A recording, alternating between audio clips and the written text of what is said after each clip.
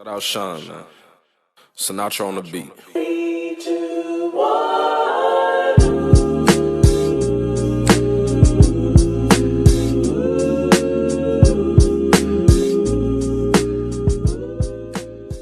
Hello, everyone. This is the wonderful artist, Sean. He's a wonderful producer from Atlanta. His style is laid back and beautiful, sampling from a wide variety of genres, building some of the most beautiful beats I've ever heard.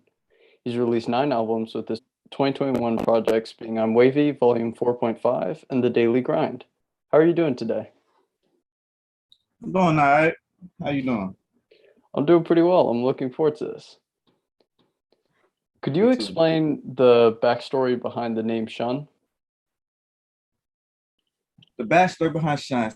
So Sean, my middle name is Mushan. So I just took the mu off Mushan and start with Sean. That's pretty much it. So, what originally got you interested in production? Was it influence from the culture of Atlanta around you? I was in band in high school. I played the drums. Um, I played the drums from 6th grade to about 10th grade.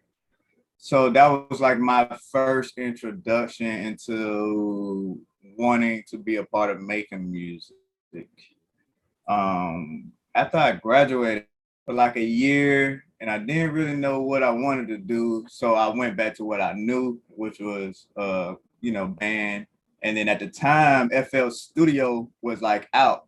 People that I was like in college with that was like in this band group that I used to like drum group I used to do. They were using FL Studio and they was like hipping me onto it. I think it was like FL Studio 11, I want to say. Yeah, like FL Studio 11. So out of college, and I was like, yo, I don't know what the fuck I want to do, but I know I like to make music. Not even that I want to make music. I was like, this is what I like to do. So I downloaded FL Studio, and then that was like 2013, and I think first started actually getting into making beats and stuff like that. What are the current inspirations in your life that motivate you to make new beats? Ooh, current inspirations like at this moment.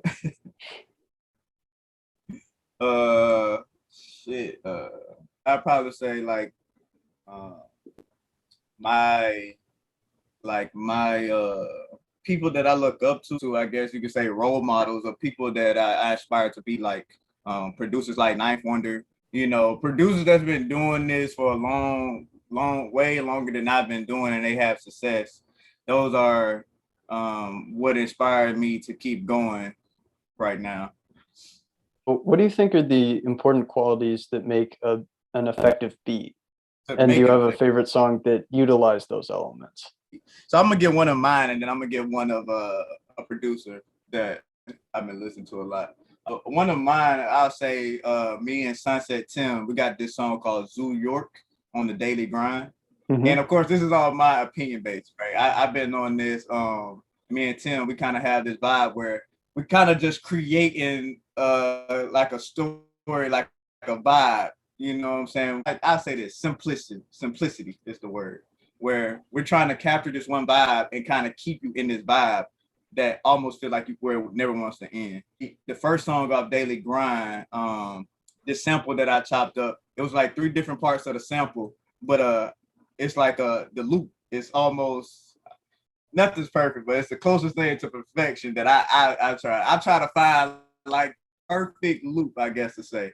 So the artist or the listener, if they just want to listen to the beat, kind of get stuck in this trance where you never want to stop listening to it. That's why I have takes like that's why I call myself Luke Digger Jr. All praises be the Mad Lib, the first Luke Digger. But that's like what this perfect loops, 2 or 3 loops where I can keep going, where it can keep repeating purposely so it can capture your ear almost and try to put you in this trance where you want to keep listening to it because it just sounds so good. So that would be my song that'll show like my style and what I like inspirational wise right now. I've been listening to a lot of this album from Jay Dilla called Dillatronic. And I think the beat number is the last track on that. I think it's like Electronic 41, I want to say. And it's a similar style where it's like a loop. I don't know the sample. I'm not gonna give out the sample, but it's like this. It's like a perfect loop, man. And I listen to it. It's probably about a minute 42. It's like mesmerized. It's like it puts me in a trance where like I listen to it when I'm driving to work. It takes me like 15, 20 minutes to get to work. And I done listened to it 10, 15 times, so that's what I look for when I'm when I'm making beats or if I'm listening to beats that I like. That's really cool. Going back to your collaborative album, The Daily Grind with Sunset Tim, what was your vision behind that element of simplicity that you really found interesting? My vision. Honestly, man, when I make beats, I don't really have have a vision. I'll say that. Most of the time, I go off of feeling, man. When I'm feeling good, or let's just say I'm not feeling well, and I do feel like making beats. I'm just trying to capture how I'm feeling at that moment. So like Zoo York, it's just that's how I was feeling that day when I made that beat. The last song, on the album, what it's called, I'm sorry, my memory's kind of vague.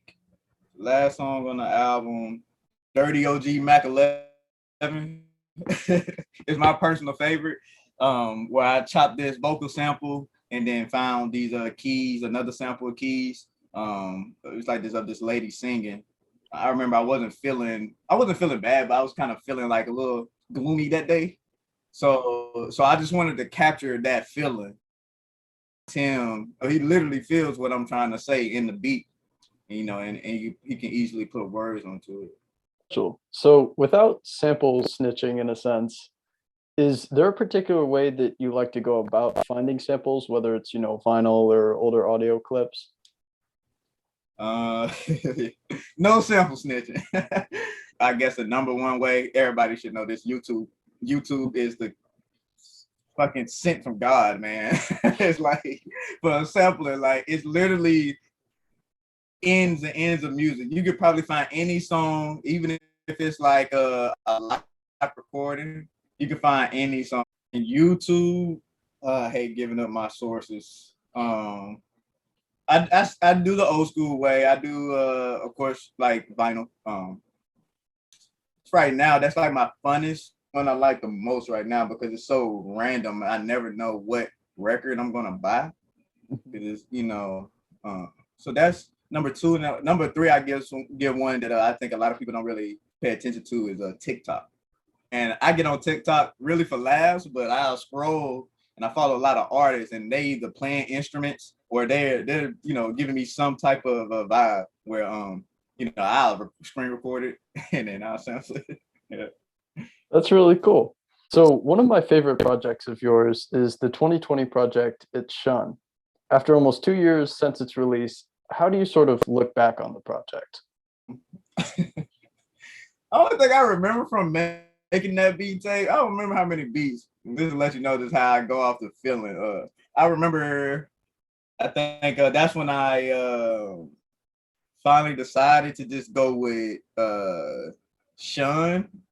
I think it was right before I switched my name. I think I was Sean Dollar or some shit like that. I don't know. But so it was right when I was going with Sean, find people, let people know like how to pronounce my name. So that was a big joke of it. And I found a sample from I get this sample of what was it? Boys. What was that Disney show? Boys the World or something like that? Boys World or something like that. There's a kid on there named Sean. So that's why I got that sample going out. It's Sean. That's from that TV show. I think it's Boys World or something like that. Yeah, and, like Boy Meets World or something. Boy Meets World, yeah. That's it. So that was like a big inspiration for the name of the project. Music wise, oh man, it's been so long since I heard the music. I don't think I was going so much off feeling then. I think I was trying to find my sound. Mm-hmm. I think I broke free from like trying to emulate my peers with production. was breaking free, and I'm almost not nothing's perfect, but find more to what I do now. That's where I was, man. To take you to one of your most recent projects, I'm Wavy Volume 4.5, what sort of headspace were you working in while you were creating the project? I'm Wavy 4.5 is a collaboration of I'm Wavy Volume 2, 3, and 4, which is on Bandcamp, released on Spotify because hope they're not watching of samples. Scary playing with samples, but I think I got to the point I wanted to give back to people that support me. Then meet my love for music. That's what drives me to keep making music. I was getting people on TikTok, people on Instagram, people here in Hawaii. They were just telling me how dope my beats were. And you know, people listen to different streaming platforms. So I wanted to not be scared. You know, I think a lot of the beats that I chopped, samples that I chose to use, very different. I felt like, you know, if the people that they won't find, it's hard to find. To actually find out who I sampled. So, you know, my fear of sample clearances kind of went away, and my supporters, and give them volume 2, volume 3. You know, if they don't want to go to Bandcamp, you know, they can go listen to volume 4.5 and get those 3 beat tapes. Are there some artists you'd like to collaborate with in the upcoming years? Ooh, I'm gonna say this just to put it in the universe. Only artists, I got 2 that I want to collaborate with. My first is Currency. Hope you're watching this, Currency. My favorite underground artist, favorite artist at all time, top 5 of my favorite artists. A lot of inspiration to what I do for artists. I'm gonna give 2 popular artists, and I'm gonna shout out some underground up and coming artists. Another big group of artists is Griselda. I really want to work with Westside Gunn the most. That'd be great. I fuck with Benny and Conway, but Westside Gunn, he's like, to me, he's like this generation's MF Doom in a way. Like his styles, you never know what he's gonna give. You never know what he's gonna say. His beat selection is like almost like you rap on this beat with no drums. He brought that back. Like, you know, people forget. People been rapping on beats with no drums, but he kind of recreated it and brought it back. So those are my mainstream artists. Some up and coming artists. It's this guy named Alan Thomas, who's in Atlanta. Work with him. That's about it. That's all I can think of right now. As you're continuing to do these different collaborations and you're obviously continuing to evolve your beat styles, where would you like to see yourself over the next few years?